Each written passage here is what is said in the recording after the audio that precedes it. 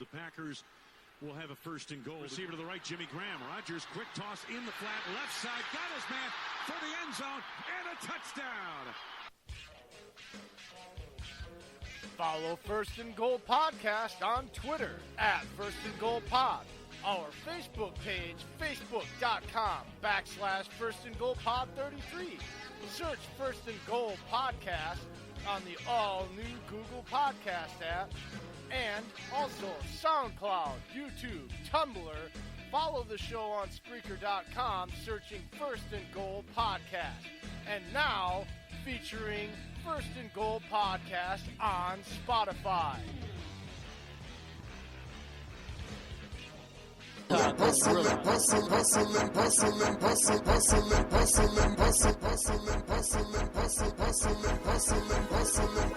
money, yeah. Get money, yeah. Get money, yeah.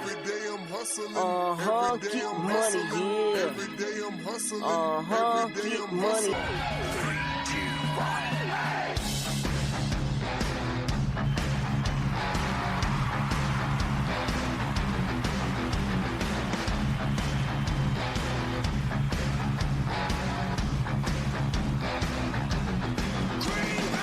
And welcome everybody to another live edition of First and Goal with me, your founder and producer, Jay in the UP, and your host with the most, the big grizzly bear down in Georgia, Dave. What is going on, everybody? Man, I am excited for tonight's episode. Yes, it is going to be a good one. The PFG Vibe cast of Russell Baxter and Miss Julie Noted are joining us to have the fatal four-way F&G versus PFG Vibe. Bring it. We are ready, Russell and Julie. So we are going to get right to it right away. We're going to get to our first segment of the show. Here we go. You know what? I got some news updates, just like always. But I found some pretty good tidbits. And starting off, there's a couple Packers ones. And there's actually a big one I was reading on earlier today. So NFL analyst for NFL Network, Bucky Brooks, came out and put up a trade scenario. And I'm feeling it. I was reading about it, and they're saying the Jets should trade for Jimmy Graham because they only have Chris Herndon. Graham would add an element to be a slot tight end and be able to open up that offense a little bit more for New York. And plus, it would also add $5 million. It was like $5 or $6 million to open up in cap for Green Bay right now, and I would take it because we need cap right now because Gutekunst did go on a spending spree. But I do feel Graham. We have a depth solid tight end room, and I feel like Graham, if it was here to go, it wouldn't hurt us at all because we have Sternberger who can fill in for Graham in the slot. So I just don't think it would hurt us at all, Jay, if we got rid of Graham. Sorry, I couldn't get my mic undone there. No, you are absolutely right. At this point, like I said, Graham to me is an outside receiver. He's not playing tight end in this offense. He's pretty useless as far as that goes. They're keeping him around because of his contract, period, at this point. Well, I mean, yeah, because he basically handicaps the Green Bay Packers to do it. But, I mean, it comes at a point where you can look at production and that. But I understand people want to see that Graham could possibly do something in LaFleur's offense because tight ends are used properly in LaFleur's offense. So I'm willing to see what he could do for LaFleur's offense with Rodgers. But if someone offers the right amount of draft picks or a player in return that we need, I'll gladly do it because of the depth we have at tight end right now with Big Bob Tonyan, Mercedes Lewis, and Sternberger. We have three tight ends that can go right now. Moving on, another Packers update that I found, which Jay and I's boy from the draft, Darnell Savage. I read this from PFF Green Bay Packers on Twitter. Last season in college, there were 115 safeties total to allow 20-plus receptions and coverage. Darnell Savage had 3.3 yards after catch average, ranked tied fifth lowest among them. Out of 115 safeties, Darnell Savage ranked 5th. And we just got him to pair him with Adrian Amos. I'm telling y'all, cheeseheads, for damn near y'all are free. ready for free. We basically paid an extra $4. That's it. Because the rest was a freaking we received in trades. But now we are going to see a new safety tandem that we haven't seen within 10 years in Green Bay. I am so amped for this kid and Adrian Amos to work together. Oh, God. It's just, I need the season to start tomorrow, Jay. Tomorrow.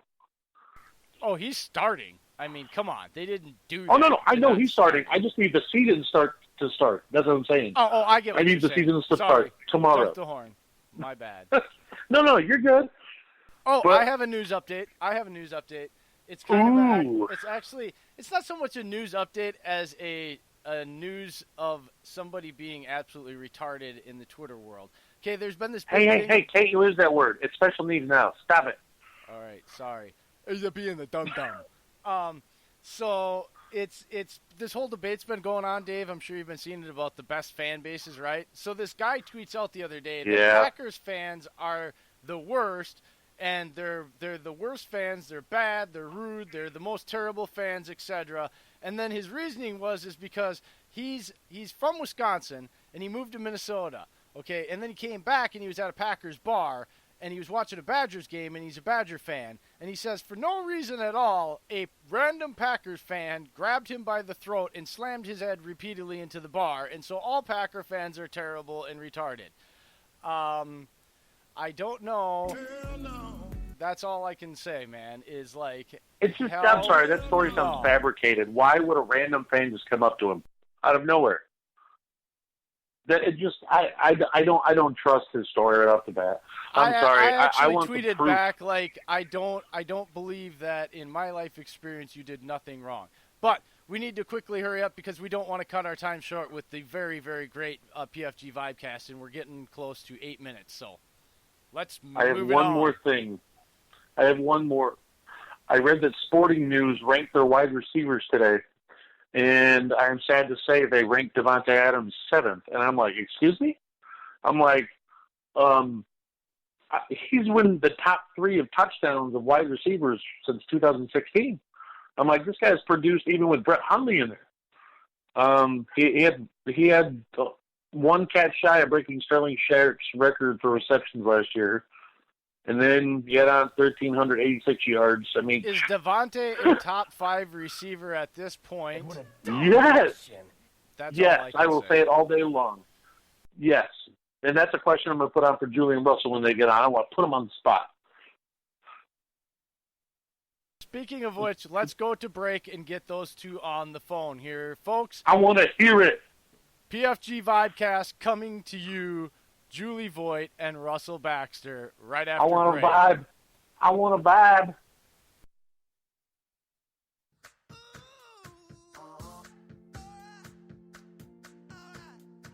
I've been grinding so long, been trying this shit for years. And I got nothing to show, just climbing this rope right here. And if there's a man upstairs, he kept bringing me rain. But I've been sending up prayers and something's changed. I think I finally found my hallelujah. I've been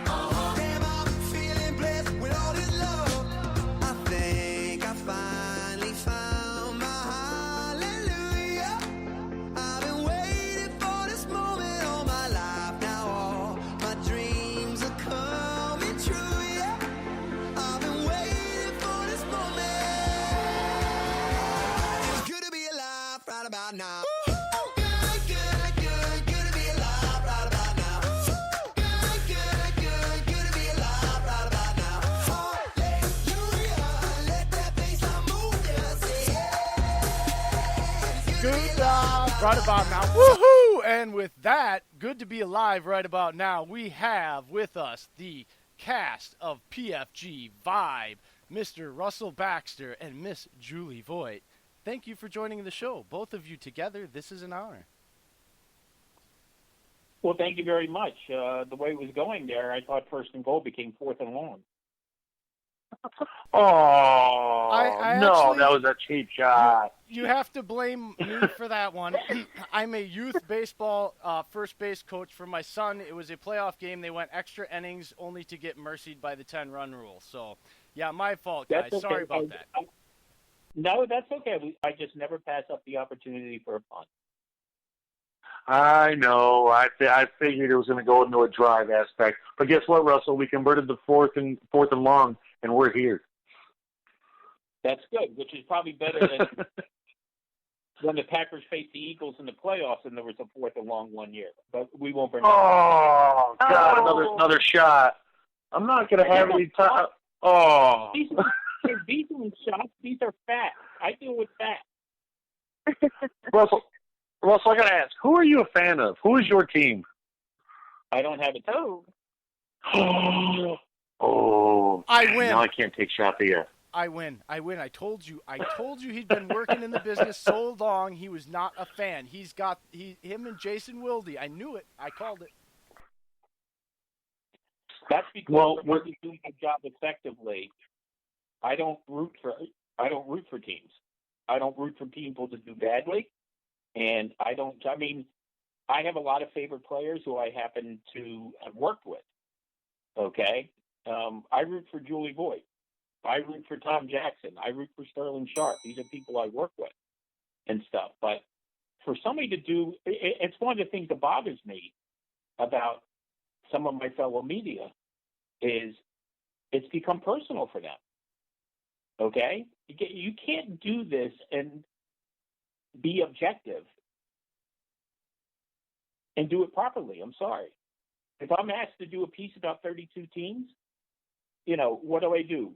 Like 4 volumes on one team and 31 on the other? I mean, it just doesn't work. So when I got into this business, I thought objectivity was very important. And that's why I'm not a beat writer either. Okay? So, and that's why I'm able to do a lot of 32 team pieces. That's why I'm able to do power rankings. That's why I'm able to do historic. I think, to me, you have to know the Packers as well as you know the Jaguars. You have to know the Raiders as well as you know the Bears. Of course, no bias. I fully agree from the angle you're coming from. And I'm trying to learn that more and more, and it's slowly happening to me, Russell. But I think it's a good thing if you want to get into this business and be what I want to be. You have to get that as much as I love my Packers. You're right. Well, you know what? That's something I learned myself. There was something I learned myself. As you all know, before I was just a Colts writer. And then, even being a fan, and if you're going to write in this business, I'm sitting at games with the Colts, and I believe it was the Miami game versus New England game, and everyone was cheering that, it was Tennessee versus New England, and everyone's cheering that New England's losing, and here I am. They're an AFC South rival. Why are you cheering for them? It's like you have to get used to the fact, I have to get out of the fan, yes, I'm a Colts fan and all that, but you have to get out of that comfort zone and you have to say, well, look, this is what could possibly happen with this team. You can't just go ahead and pick and choose and, this team's not going to win because they're playing the Colts. You have to be a little bit more open-minded when you're writing and when you're podcasting. And that's something that I'm slowly learning, and I will say that I am still learning with that. But it's a work in progress, and, I commend Mr. Baxter here for doing all 32 teams and all that. And it's a work in process, but you know what? Eventually, if this is what you want as your business, you'll get there. Listen, we all come at this in a different way, and